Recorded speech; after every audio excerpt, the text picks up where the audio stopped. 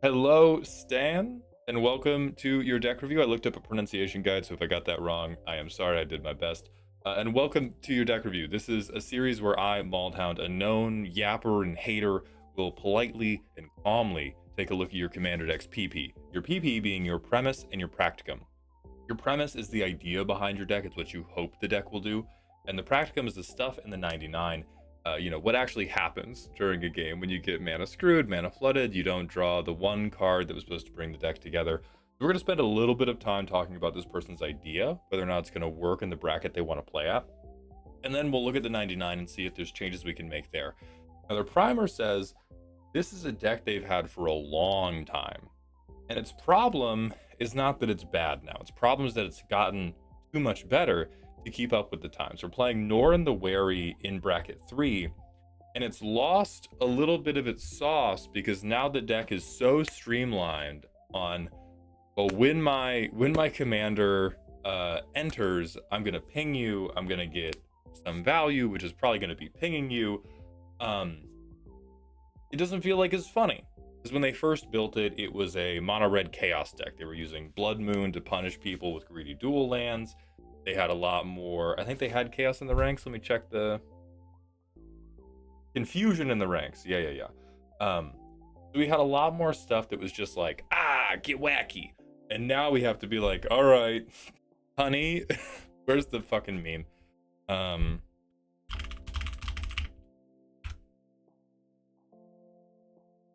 One of these fucking memes where it's like, honey, it's time to play Impact Tremors for the like 15th time. Um, that's what the deck has morphed towards, and we don't like that as much. So we're gonna seek to return a little bit of spirit to this deck. I do think we will have to compromise on that a little bit for bracket 3. Like, bracket 3 is the serious and streamlined bracket. The deck you have described to me with all the chaotic stuff sounds perfect for bracket 2. Making it work in bracket 3 doesn't sound impossible, but it is probably going to be pretty inconsistent, right? We can't, this is a have your cake and eat it too situation where it's like, if we want to progress the game to a winning board state quickly and reliably, we don't also get to play ridiculous funny cards. And that's a genuine problem with modern Commander, is we're getting a lot of power compression. Like the stuff that's happening in CEDH, I don't think has actually like gotten that much more powerful, barring like the original Commander power creep that happened when the format got formalized. Um, but man, the last like 5 years has just been this kind of relentless compression of the bottom. Um, so you're talking about how sad you were that caged sun was now too slow. That's so real of you. We have Norin payoffs. Sure, sure, sure. Okay, so we're making some treasure. Yeah, confusion in the ranks. We have a goblin package. This is almost certainly where I would be cutting stuff to do funny stuff. Because goblins are some of like, in terms of power creep, they have been pushed into the most tunnel visioned game plan imaginable. So we could keep the Norin payoffs that do damage, because those are what's going to move our game plan forward. But like, Krenko is only here to win the game quickly. Empty the Warrens, only here to win the game quickly. Other Krenko is only here to win the game mediumly. You know, Goblin Matron is here to tutor Krenko, who will win the game quickly. So even the weaker ones like this, these ones are not here to do anything funny, and they're not here to do anything necessary. They're only here to speed up the very effective game plan we already have. And so if we want to find room for like cards that spark joy, almost certainly the goblin package is where we should hit, because if we hit the tremors payoff, we're just going to be one of those like noodle arm decks that can't ever win a game. Wheels and card advantage. I mean, sure, this is card selection. That is nice. We're certainly not drawing cards.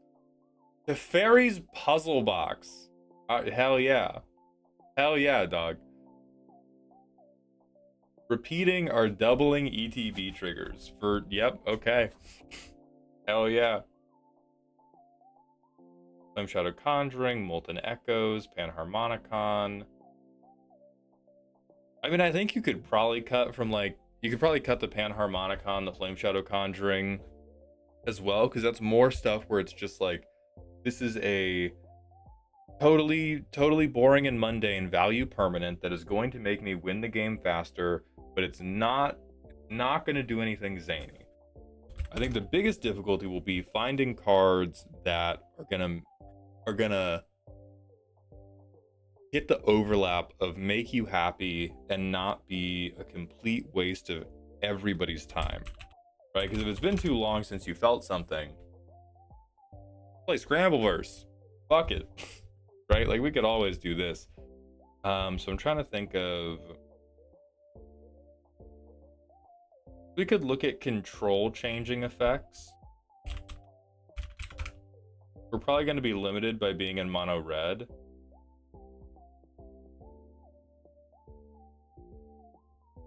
Coveted Jewel is a pretty funny card. This is definitely a way to inject some chaos in games. It's going to make you lose a lot more games than you win, because it's not passing around control of people's good stuff. It's just giving everybody, hey, you have way more cards, you have way more mana. Isn't that hilarious? Plarg and Nasari, pretty fun one. That's going to let you steal from everybody. It's going to give you... he is a shockingly solid advantage engine if you are able to stick him.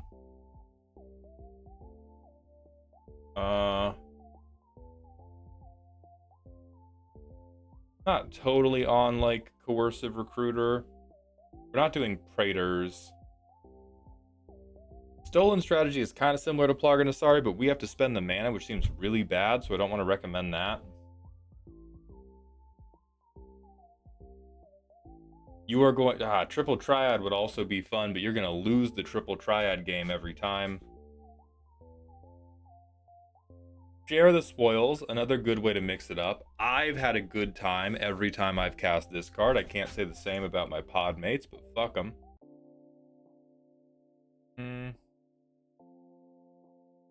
We have a lot of treason effects, which I also don't really think that hits the... I don't think, hey, I've taken your creature for one turn, okay, I gave him back. I don't really think that hits the note we're trying to hit.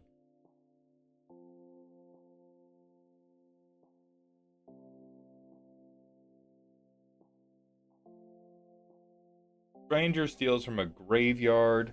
It's not exactly perfect. Thieves Auction is just another Scrambleverse.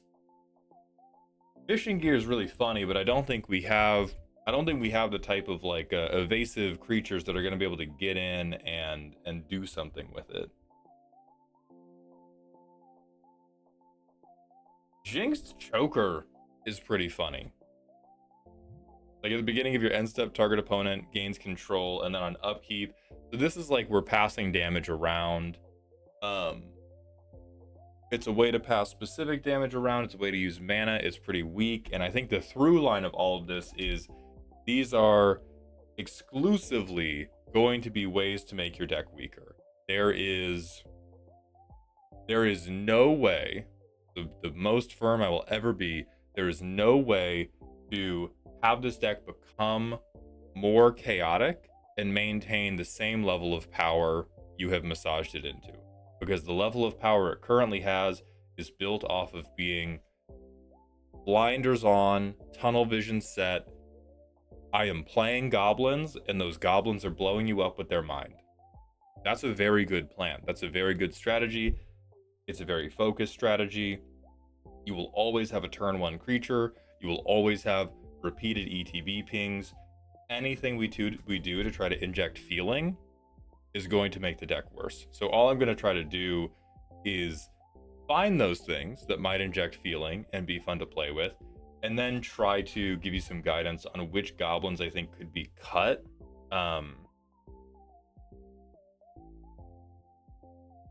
which goblins I think could be cut and which things would be spooky. Risky move kind of seems like it. At the beginning of each player's upkeep, they gain control. When you gain control of this enchantment from another player, choose a creature you control and an opponent, flip a coin. If you lose the flip, that opponent gains control of that creature. I think that lets you break parity pretty easily, because you always choose Norin, and he always comes back. That does, it kind of non-bows with Genesis Chamber, because everyone's just passing around their Genesis Chamber bots, but I think in every other situation, that is a high chaos option. Because really what we're trying to do, the only way chaos can help this game plan is we want to destabilize people enough that their game plan can't come together before Impact Tremors kills you. So I am, even though they're oftentimes highly annoying, and you will probably have to do a lot of explaining in Rule 0. A number of the things I'm looking for is like, how do we do something that makes people play something other than the thing they wanted? Because even though it's delaying us to do the funny thing, it will delay them as well.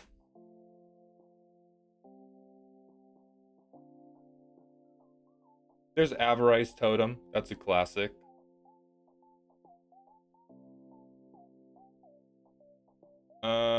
Witch Hunt I think is too expensive for this. Contested Game Ball is fun. This is bad. It's barely even chaos, but it is fun. And you should have a board of big wide blockers that can help with this.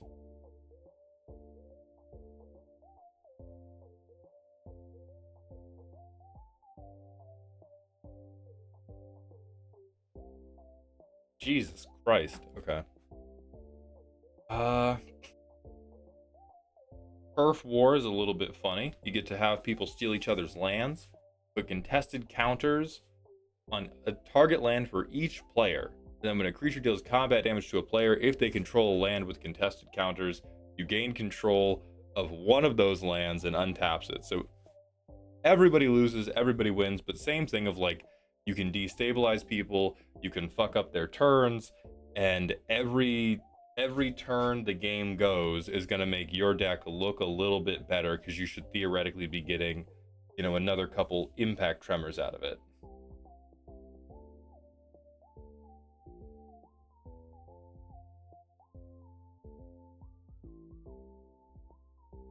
So then there's other like we could go to EDH Rec and check out Chaos decks. I know there's things like Omen Machine that are just wild insanity, but this also just like gives everybody gas. So I'm not sure it's the type of chaos we want. It's more similar to Coveted Jewel, where it destabilizes people a little bit. It really shuts off anybody whose deck was predicated upon drawing a huge number of cards, because it turns off draw.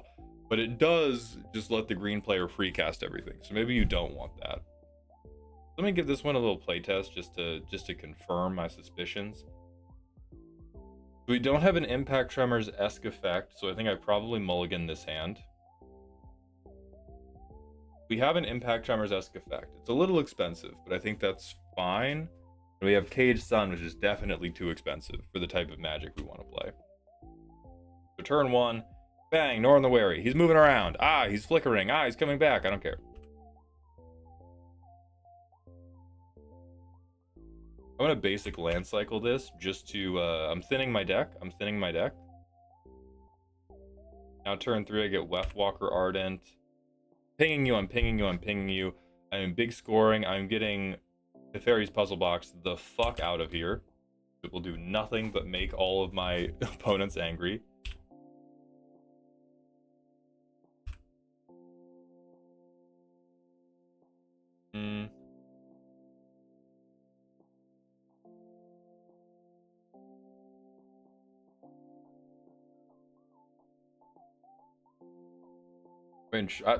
What allies do we have? My brain is short circuiting on this, man. So we get,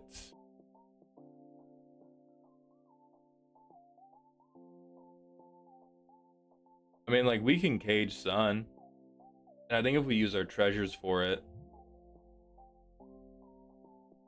Oh no, we're only gonna have one land out, so it doesn't matter. Yeah, like now with Cage Sun, we have a really good value turn set up. We've done basically nothing until now, which is pretty disheartening, but I do think that this was not the best. Getting a 3-mana impact tremors effect is not my favorite thing. Okay, so we get to float 4 mana here. We get Panharmonicon. We float 6 mana. We do Calamity. We saddle it with Wethwalker Arden. We attack. Make a copy. So this would trigger the first Weftstalker twice because of Panharmonicon. So 2 to everybody. Get another one. Triggers both of them twice. So 4 to everybody.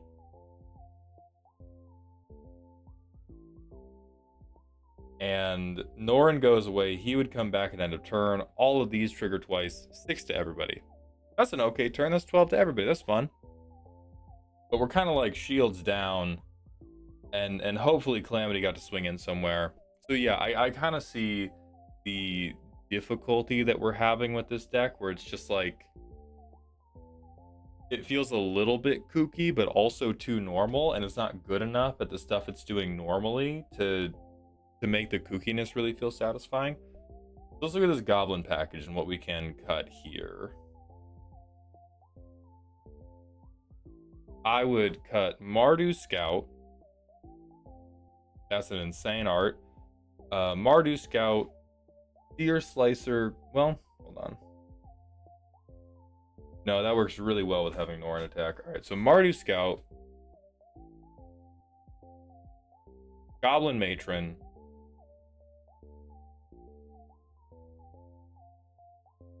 probably Howl Squad heavy because I am recommending we cut so many of the goblins. Beetleback Chief, empty the Warrens because I do not believe in the Storm game plan. But if you have seen evidence to the contrary, keep it. Probably Mogcatcher. This is entirely therapeutic and not for effectiveness. But if the problem we're having is the deck feels too on rails, yeah, get rid of the tutors. Get other better shit to do. Because if you're tutoring for Krenko every time, yeah, the light's gonna go out of your eyes really quickly. Tug Tug Scrapper is such crazy copium, but maybe I'm okay with Goblin Goliath. I don't love Goblin Marshall because he's so expensive. And then I think the nuclear option would be to cut Krenko Mob Boss. I don't think you need to, but that would be the like, something has to change. I'm having a midlife crisis. And then you probably cut Cage Sun, TBH. Like, I would, Gauntlet of Power and Cage Sun could both just become like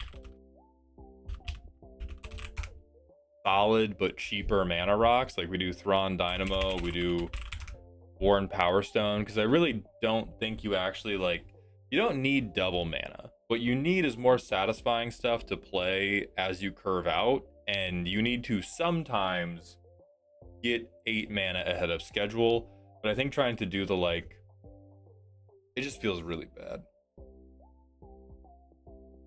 So yeah, I think for the most part, this deck is just a somewhat, like, it is an emotional casualty of what has happened to bracket 3 as Casual Commander has compressed. I think it works. I think it can work relatively well. I think the playtest that I got out of it was not particularly good, but I can see all the different ways it could have gone much, much better and just been a, like, very quick and easy, I'm burning you, I'm burning you, I'm burning you. And I can also see why that is not heavily satisfying to you.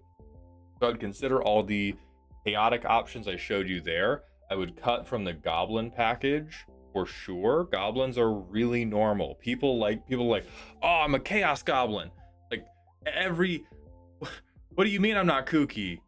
Every single representation of goblins in media is us being like, weird snarling little guys. And then in Magic, they're like the most stone cold normal creature type that has ever existed. So if you want to get rid of normalcy, cut them for funny shit. And if people have recommendations for funny shit, let me know in the comments. Otherwise, I wish you the very best, and I hope this helped.